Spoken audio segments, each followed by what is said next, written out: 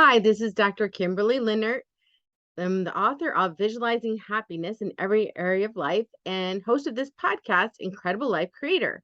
My guest today is Tanya Cole-Lesnick. Tanya Cole-Lesnick has been a psychotherapist, licensed clinical social worker, and coach since 1995. She received her master's degree in social work from the New York University after group therapy changed her life. She has extensive experience in outpatient hospital mental health, private practice, and wellness center settings. From those experiences over the years, she has identified her most important focus: helping people to clear energetic clutter so they can focus on what matters most to them. She does this by helping clients to access and honor their truth, to change habits that don't serve them, and to heal faulty narratives so that they are living in alignment inside and out. Her work revolves around a combination of intimate therapeutic groups and individual sessions as the sharing of inner worlds and being human together in a safe space and a chance to process whatever comes up separately until clients are ready to share those details in the group is an incredibly powerful combination that leads to lasting transformation. Welcome to the podcast, Tanya.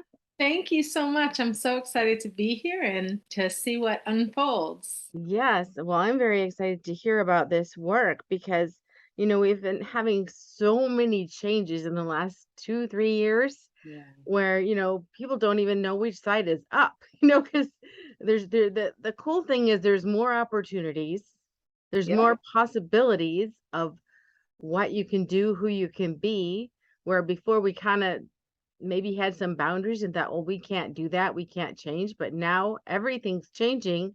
So we all Yeah. have permission to change and find what it is that really gives us the joy and the happiness in our lives. So I'm really excited to have you here. Why don't you tell us your story about how you got into this psychotherapy? Yeah, sure. So when I was in my mid 20s, I was a graphic designer at the time, and I was really longing for a long term love relationship and struggling to have a relationship that lasted and didn't understand what was going on with me. I did not at first consider therapy as an option because I felt a lot of stigma connected to therapy. I thought it was for people with, and I'm putting up, oh, I guess people can see me, but air quotes of that's for people with real problems. I didn't see my problems as legitimate. But with some time, I eventually did open up to the idea of therapy and met with a woman who I felt instantly seen and emotionally safe to share my story with her. And pretty early on, she suggested that I add group therapy to the mix. And she ran the group as well. So I saw her both individually and in group. The thought of it terrified me, and I felt some resistance, but I trusted her enough. I mean, our relationship was fairly early on, and I was intrigued. So I did it. I went to group, and that combination was life changing. I did start to uncover and learn some of what was interfering for me in my long term love relationships. I know I went into the experience feeling very flawed. And the thing about group therapy, especially, is you're with other people kind of on their personal growth journeys and being able to see how amazing those other people are, and yet they still also share some of those feelings of being flawed, helped me realize that I wasn't flawed, that we're all just human. Mm. And so that was amazing. I met my husband within the first year of exploring that, and we've been married actually.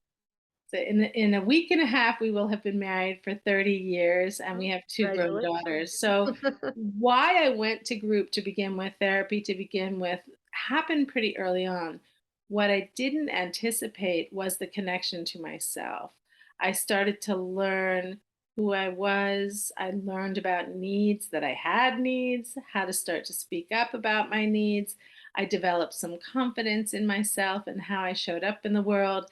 And from those experiences, I attracted more people to me. I connected more easily to people and I think flowed more easily in the world. So having had that experience, because it was so life changing, I decided to change my career and I went back to school. That's when I went to NYU and got my degree as a licensed clinical social worker. And yeah, that was a long time ago. I've been a licensed clinical social worker and I do coaching for just over 27 years now. So, yeah. That is really, really awesome. And so you helped yourself grow through this, and then you found the love of your life, obviously, because you're still together. And so, what was different? So you said you were looking for a love connection with someone, and then you found that love connection, and obviously it lasted. So, what was the difference between you before and you after? What made that difference where you could actually be open to that? Yeah.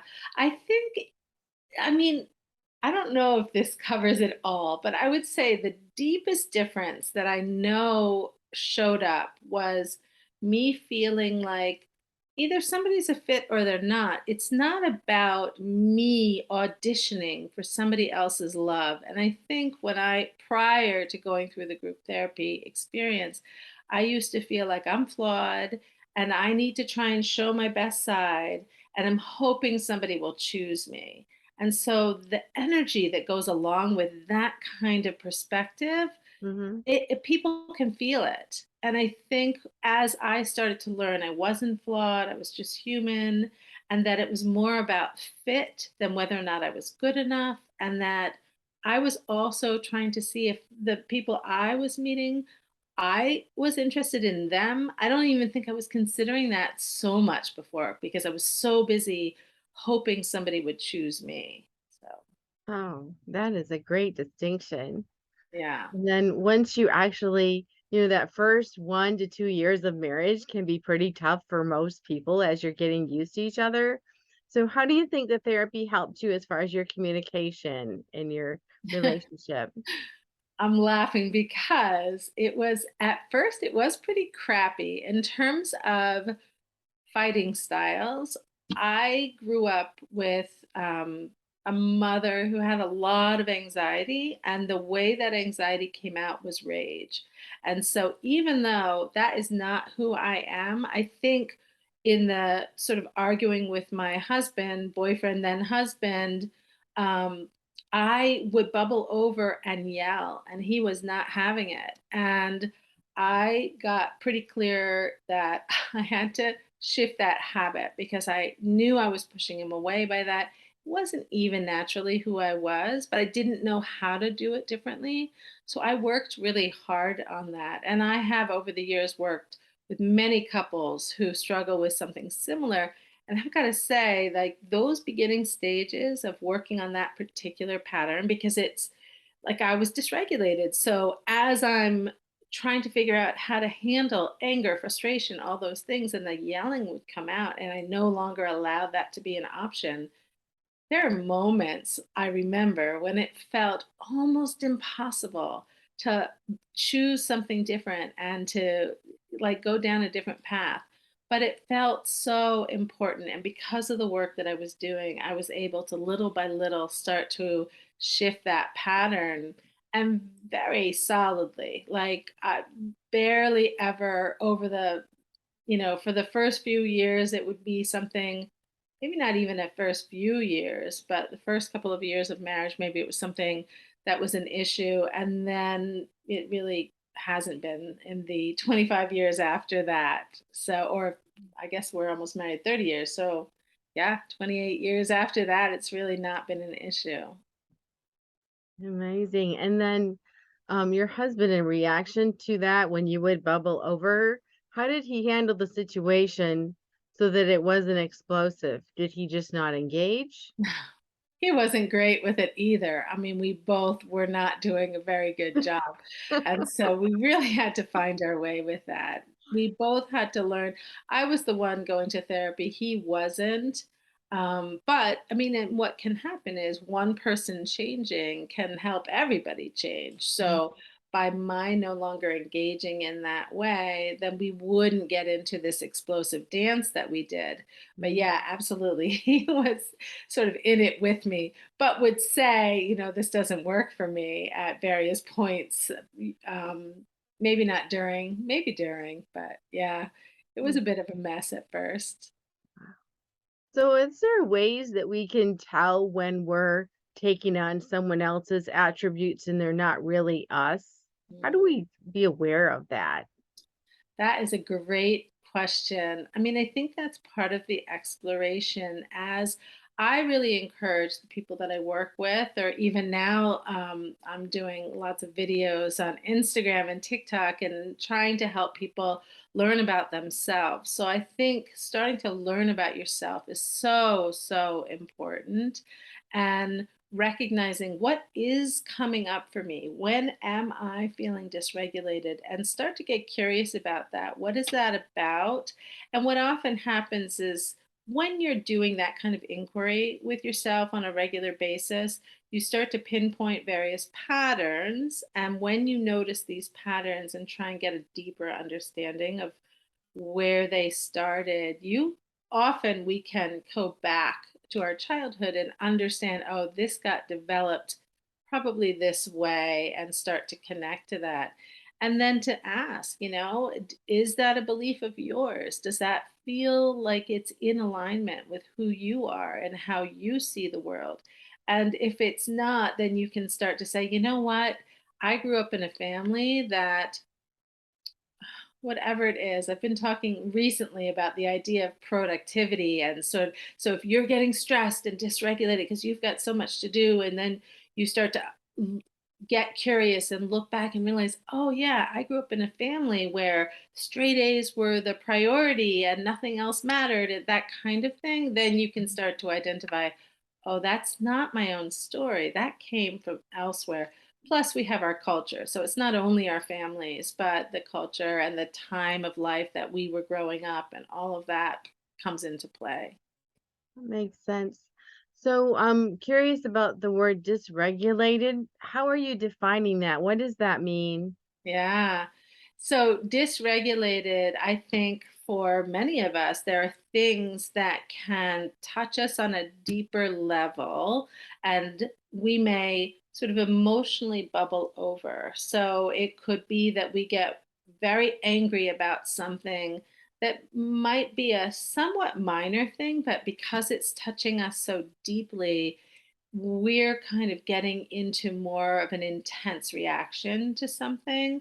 It's not just anger, it could be very sad, just emotional reactions to things that are kind of out of sync. And usually it's because it is touching on something that's deeper, and there's that intensity then. And when we're in that dysregulated state, our processing is impaired. We're not able to really pay attention to whatever it is that we need to pay attention to in those moments, because right then it's more about grounding ourselves, coming back to center, and getting to a place where we can start to get curious about what just happened. Okay, and what you just said brings up the next question. Okay, we're in this space where we're feeling the rage or whatever emotion is not really us, but we're overreacting to something happening, just way overreacting, and we all of a sudden realize we're overreacting. How do we get back grounded? How do we get back? Then what?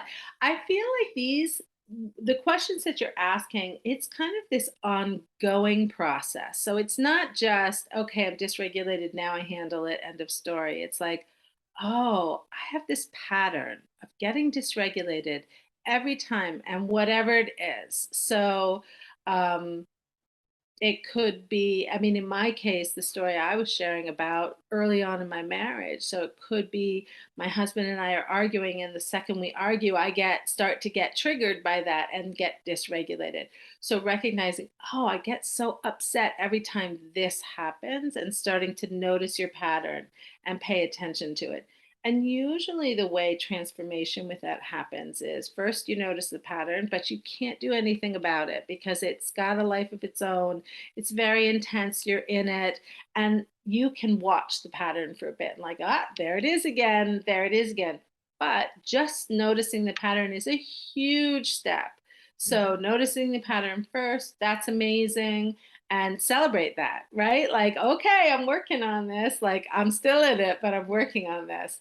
And then the next thing is sort of doing something a little bit earlier on. So you notice the pattern, you're dysregulated, and then maybe you go take a walk half an hour after it happened because you realize you need to kind of ground yourself. And I think to answer your question about what do people do, I think to start to develop your own toolkit. What are some of the things that help you get grounded?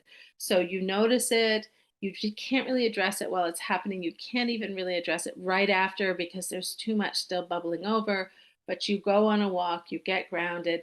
Then the next time, maybe you go for the walk 15 minutes after it happens. Then the next time, you go right at the end of this sort of outburst happening, and the goal is to get closer and closer to the event, to the point where, and this is where it starts to feel almost impossible, but the transformation that happens from this is huge and powerful, which is, okay, oh my god. And this is what I was describing about, like, mid yelling at my husband, where, like, I can go down that path, but I know how that plays out. I need to Mhm. make another choice. And it can feel almost impossible because you're dysregulated, but aware enough that you can actually start to choose differently while it's happening, kind of. And that can be really transformational. And then the goal eventually is to know, oh, this is dysregulating. Work on it with your partner if that's something that's triggering, or work on it in your own life if you notice I say yes to too much and then I'm completely overwhelmed and depleted, and when I'm in that state I yell at my kids. Then the goal would be, oh, I do this all the time, to catch the yelling, but also create a different pattern in your life so that you're not putting yourself in a position to keep repeating that experience of getting to a place of depletion and dysregulation. Yeah, get your sleep or eat on time or whatever. That's right. We get so busy sometimes we don't eat and we don't Yeah, realize, "Oh, I didn't eat," and then you wonder why you're feeling upset or stressed. that's right. Yeah. And I think the basics, like basic self care stuff, sometimes could be seen as like, oh, it can't be all that. But that stuff is so important. Mm, it really is, and I was thinking, every like you said, every family has different tools they use, and I tend to be a person that doesn't want to I just won't engage. So if someone starts their rant, I'll just say, "I can't talk to you right now." Yeah, that's good. Yeah. I just go out of the room. But I thought, if the thing is, if you're getting to that boiling point, whether it be rage or even the opposite, if you can recognize it and just go give yourself a little break, even if it's 5 minutes, Yeah. it really does help. And I've found in public situations the best excuse is, "Oh, I need to use the restroom." Yeah. You just get that 5 minutes away from everybody. That's the one place where everyone's allowed to be alone. Yeah, yeah. And I love that because I think just even identifying that and knowing that's a tool available to you, it reminds you so that if you need it, you can do it. So the more for all of us, the more we can identify, oh, it helps me to do, and whatever it is, go to the bathroom for a minute, take a walk for a minute. And yes, absolutely 5 minutes can go a very long way. Mhm. So let's talk about our energy. There's things that just like drain our energy, but of course, everyone wants to go through life with high energy, feeling good, feeling energetic, feeling excited about life. So, how do we monitor that? How do we create that high energy state? Yeah, I mean, I think it's something to be cultivated and to, again, this is where learning about yourself is so, so important. What does impact your energy and how? And noticing what are some of these sort of high vibration things that you might choose that help you bring your energy up, versus, I'll give you an example from my own life, just in my own tweaking. So I've had this sort of love hate relationship with exercise for many years. I used to be really, really good in sports when I was young, and then it turned into something else altogether. And so I was doing some exercises with a personal trainer, wanting to get stronger, but wasn't feeling that connected to the experience. Like I knew I was doing because it was good for me and all of that. And then I thought, well, why don't I explore indoor rock climbing? Became just something I got curious about. I've only done it twice now, but what I noticed in the 2 times that I did it, it was like it was exciting, it was kind of fun to have a skill that I wanted to develop, that I wanted to get better at it. So if you think energetically, just with those 2 different examples that I shared with you, one was fine, I was getting through it, it was good for me, and it was a pleasant enough experience, but the other brought this different kind of energy that included some fun and a higher vibration. So I think to always be on the lookout for that kind of thing. Where are we feeling most resonance?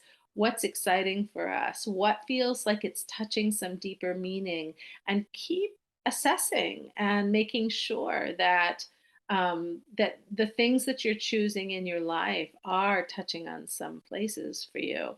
I think coming to this idea of wanting to help people clear energetic clutter, and what I mean by energetic clutter are the things that deplete us, the things that are kind of taking over energetically, that are wiping us out. So we don't have enough energy left over for the things we really want to be focusing on. And it goes back to that dysregulation thing where if we're overdoing it and then having to do damage control because we're completely wiped out and then dysregulated and having to recover from that, that takes a lot of energy, and that there could be ways of not putting yourself in that position so that you have more reserves for the things that matter. Yeah, that makes sense. And you talked about just having fun, something that actually stimulates you in some way that is pleasurable and fun. And, that's different for different people. I mean, I know there's people who are really great at business and they work all the time and they love it. It is just like it's part of their fun. And other people look at them and go, "You're working all the time. Aren't you exhausted?" And they're like, "No, I'm energized. I love this business." Um, So different things are exciting to different people. And yes, something, for me, something that I like that energizes me but also relaxes me is doing my painting or my art. So I liked going to art classes or just doing art on my own. So I think you just have to find that thing that just lights you up in some way or causes your brain to wake up and go, "Ooh, this is interesting." that's right. Yeah. And I think women struggle with this, I think, more than men, but especially moms. I feel like what happens so often is that the moms focus on taking care of everybody else until their kids get old enough and the smoke clears a little bit. And they're like, oh, wait a minute.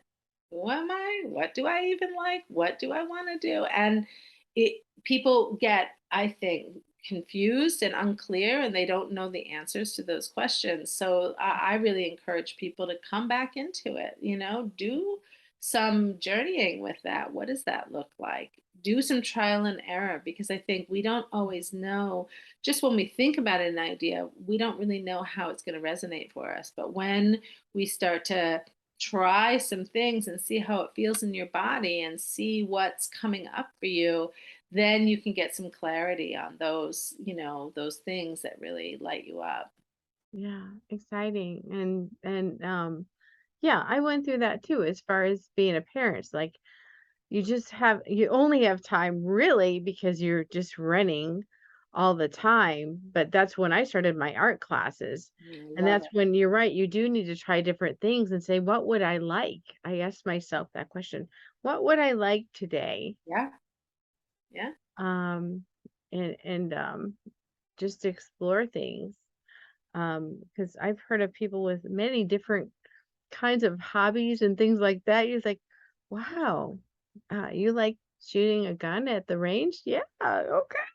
You know, everybody has different things that really interest them, and they go into that, and that can give them joy, and it's so nice when you can put more of those into your life than the Totally. things that bother you, because we all have things that bother us. So, if there's things that really drain your energy, how would you handle those? Let's say there's things in life that you have to do. Let's say you don't like doing laundry, or you Mhm. there's things that you just, like, hate to do. Yeah. What do you usually suggest people do with that? Yeah, I mean, I think breaking it down into smaller chunks can be a way to handle it so it's not such a big part of your day, or connecting it to another activity that you love so that you know, let's use the laundry example, so that you know if you hate doing laundry, but you allow yourself to binge watch some show while you're folding laundry because then you're kind of giving yourself a little treat at the same time, that can be helpful. Mhm, Um, Batching some of the things so that maybe you have a period of time where you focus on the stuff you dread, get it done so that you can spend this other time on things that you really enjoy. I think getting creative, but being honest, like these are the things where I dread it. Sometimes dread can be energetically, it can be draining too, because people are not necessarily doing the thing they're dreading, but they feel mhm, it and it's mhm, weighing on them. So mhm, to know, okay, like I dread it, how can I reward myself? How can I delegate? Can I hire somebody else to do some of these things for me? And really explore very carefully about what works for you personally, because mhm. everybody is different. That's true, and that little bit of just asking someone else to do it, either a favor or hiring, yeah, I think works really well. My youngest daughter, I don't really like cooking much, and so I actually pay her to make my meals for the Yeah, week, and they're all I ready to love go that. because I don't want to spend time doing it. It's not that I can't do it. It's not that Yeah, I don't know how to do it. I just don't want to do it. yeah. So, Yeah, and things change because that's funny. Because I also have not been a cook in my life and have not been into doing it. I did it when my kids were younger, I did do it. I remember my parents paid my younger sister to do some cooking for a period of time, and one of my daughters became a really good cook. So during COVID, at the beginning, she was home for a bit, she cooked for my husband and I. That was lovely. uh-huh. But I started to do Blue Apron is one of those meal kit things, and I've done it before and I didn't have the bandwidth for it, but I'm doing it again and I love it. And so just finding your way, revisiting things sometimes can be like that didn't work for me another point in my life, but right now I love it. My husband loves it. It's fun for us. So, yeah. Mhm. So let's talk about boundaries. So many times we get angst or upset or anxiety because people are trampling on our boundaries. Sometimes we don't even realize they're trampling on our boundaries. But how do we set those boundaries for ourselves? It's like, okay, I feel okay with this, but I don't feel okay with Mhm. that. And Yeah. sometimes it's dealing with different personality types and stuff where Yeah. the other person has no idea that you're so sensitive and you're feeling hurt by them. They're teasing, but to you, it's not teasing. It's just, Yeah. there's different situations like that. Yeah, totally. And I like what you were saying about you're okay with this, you're not okay with that. Just recognizing again, just recognizing that is huge because without that information, you really can't go to the next step. So starting to recognize people struggle with boundaries. I think what happens is people feel like they're going to come across as being too edgy or bitchy or and they don't want to come across that way so they can be hesitant sometimes. I always think about it like a muscle you want to strengthen and pick a place that's a tiny beginning spot. So if you're identifying that you do too much and you say yes to too many invitations, for example, and then you realize you need to start setting some boundaries about that, but it feels really uncomfortable. Pick Mhm, one that you feel is a little bit benign. It's not going to be the hardest one for you to set. Set it, see how that feels, then pick another, like let it be a practice that you start to do. Um, but the one example that you said about feeling teased and getting your feelings hurt, that kind of thing, where it's a different kind of boundary. It's not really a yes or no. That's really about letting somebody know that you don't like some of the way they're engaging with you. That can be even harder because you're going to a place of talking about your emotional life with somebody that you may or may not have that kind of relationship with.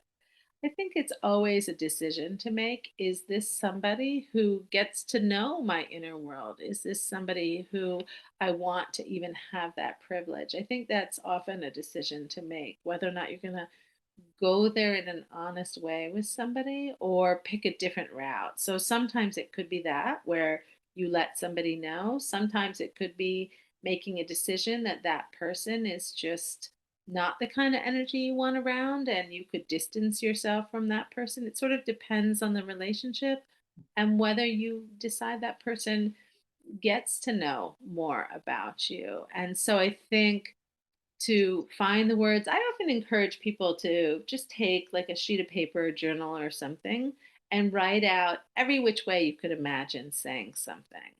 And pick the words that feel like it honors the message you want to give, done in a way that you feel comfortable ish. It's not a comfortable experience usually, but Mhm. that you feel the most comfortable out of all the options saying, and then make a decision. Okay, I'm going to go do that thing. And because it's hard, getting some support around that can be really helpful. So it Mhm. could be letting a friend know, okay, I'm going to say that thing to so and so today, root for me, and then calling them after, okay, I did it, I did it. I run groups as what I said earlier, and that's a place where we all celebrate each other. We're working on these things that we want to bring out into the world, like starting to speak up more, show up for ourselves, set boundaries, those kinds of things. And because they're hard, we really celebrate every tiny step because we know how big those tiny steps are. They're not so tiny. And we celebrate every time somebody makes a different choice. And that celebration can really be helpful as we're navigating through making some of these changes. Mhm. Yeah, and I was actually thinking about a situation where I did bring something up, and I felt like I brought it up gently, and the other person said, "I don't like when people criticize me." I'm like, "I'm not criticizing, but what you're doing is hurtful." It wasn't just Right. to me; it was actually to every person he was around. He was doing something that was not Mm. in his benefit. It wasn't benefiting him. It wasn't creating um situations where people wanted to be around him. It was creating situations where people didn't want to be around him. And I'm like, well, I'm non-confrontational and I don't like bringing it up. I said, but it's important enough that I did. Yeah. So how do you actually talk to people about boundaries so you can honor yourself and also honor them, but doing it in a way so that you're not hurting them? Well, I mean, I think the reality is we do the best we can, but it doesn't mean the receiver is going to be okay to receive it. And so some of that is to know it could still hurt somebody's feelings, or they could still get angry, or they could still think we're being edgy in a way that they don't like. So it doesn't mean don't do it, but to know doing something like this, you don't have control over how it's received. You can do the best you can, Ah, but and with some people, it could be an ongoing thing. Maybe you say the thing that you say, and somebody's feelings are hurt, and they let you know, and then you feel badly. But it doesn't mean you did the wrong thing. It's just part of, okay, like, let's see how this plays out and evolves. And if you have an ongoing relationship, you can check in with each other later. Are we good? Are we okay? Do you want to talk more about it? That kind of thing. And sometimes it's a letting go of, like, I had to take care of myself and that was important and I believe in that. And I feel badly that the person found it to be critical, but I still stand by what I had to do for myself and let go of the reaction sometimes. mhm. Now you said you've been getting out there more on Instagram and Facebook and all those things, and How has that changed your energy and your ability to communicate, and how has that changed things for you, just Yeah. putting yourself out there? It's been such an interesting process. I think it's been scary in many ways. Mm, So I feel like, okay, everything has a certain kind of weight. And I don't really do Facebook, but I do Instagram and TikTok, and I do videos and trying to create content and videos. And it's been interesting to see even what resonates for other people and what doesn't. It's really tricky on my mind because I think, why did that one do better than others? I can't get too caught up in that. But I think to mhm, be out there and exposed activates my nervous system. I definitely, and doing podcasts, even like guesting on podcasts, I definitely feel a lot of nervousness. It's not as bad as it was at the beginning. I've done quite a few now, but I still feel it right before you jumping on with you. I was like, oh, there goes those nerves. mhm, And sort of dealing with that and doing it anyway and trusting the process and trusting even the stuff that I'm posting on Instagram and TikTok. I feel like I'm finding my voice with it. It's a new place for me to show up, and I'm not mhm, quite sure how I want to talk about things. So I try, it's a little bit like throwing the spaghetti on the wall, mhm. So I'm trying different things out, seeing what resonates, and kind of fine tuning as I'm learning. Oh, that feels like it's in alignment with the message that I want to put out there, and that doesn't. So I think it's a combination of just I'm getting clear as I'm doing it, and that's amazing. And dealing with nervousness and feeling unsure as I navigate through it, and kind of ignoring some of those feelings in a way because, of course, Mhm, why wouldn't they be there? And mhm, pushing and doing it anyway because I trust that the process is going to be helping me to grow in a way that I want. mhm. Exactly. And then have you learned anything new by doing that? So, you're used to being one-on-one with people, and then you're in your groups, which is your group. But all of a sudden now you're speaking to the public globally, really. Yeah. Are you getting any different feedback or something that that is really different than what you've ever gotten from your groups or from individual? A couple of things. One, I'm really interested in the nervous system in a way I've never explored more fully. And so I just signed on for a new training where I'm doing this neurosomatic intelligence training because that's in there too. And I really would like to address it in a more I talk to clients about nervous system, but because I haven't been trained in it before, I don't have a whole lot to say about it. So I'm really excited. I just started the training last week, so I'm excited to see sort of how I learn and grow from that experience and incorporate that into the work that I'm doing. So I think that, I mean, and that goes right directly into my own experience with my nervous system as I'm putting myself out there and just what I've known about it over the years, but really wanting to make it a more solid part of the work that I'm doing. I think part of what I'm learning is just about attention span with Instagram and TikTok and trying to encapsulate my messaging so pithier. I'm trying to make everything a little pithier and make Mhm, it so that it resonates more quickly. And so that's been really, I'm working on it. It's something, it's a skill I'm developing in process. I would say the things that I talk about, the content, I are similar, what people respond to, both in the work that I do and out there in the world.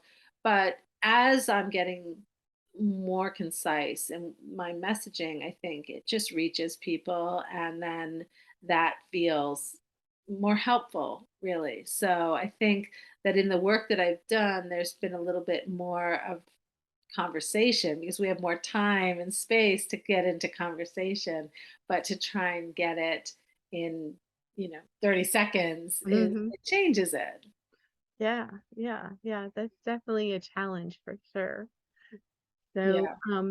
if people wanted to work with you, I would like you at this point to tell us, what services you're providing now And like your websites, or where can people reach you? Sure. So my website is Group with Tanya, Tanya, is how they can get to my website. I have a little documentary on there of the story that I shared with you about how group therapy changed my life. It's 10 minutes long. It's actually, I feel very proud of it. It's really a beautiful documentary. So if somebody is curious and wants to see that, that would be amazing.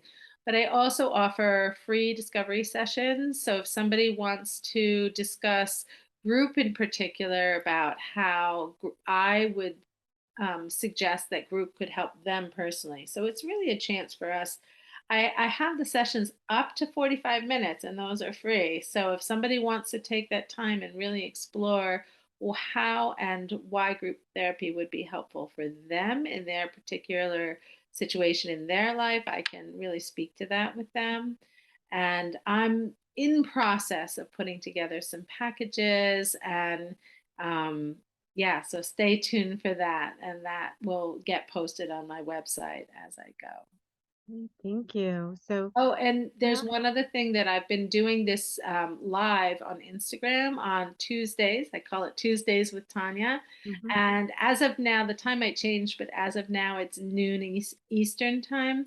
And it's quick. It's probably about 10 minutes long, but and I'm offering topics. So it is a place where I am, more in the moment with people. It's live, and that's another place where people can connect with me. Okay, great. So, I have a personal question for you. What gives you the most happiness and fulfillment in your life at this point? I am very connected to raising my daughters, having raised my daughters. They're in their 20s now. I have a 23-year-old and an almost 25-year-old daughter, and Mhm. connecting with them and seeing how they think about the world and hearing from them is probably the thing that is the most joyful and fulfilling for me.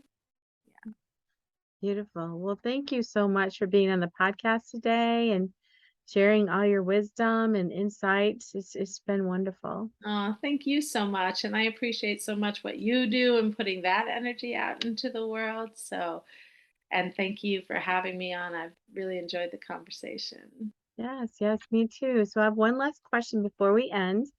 What is your best advice on living an incredible, amazing life?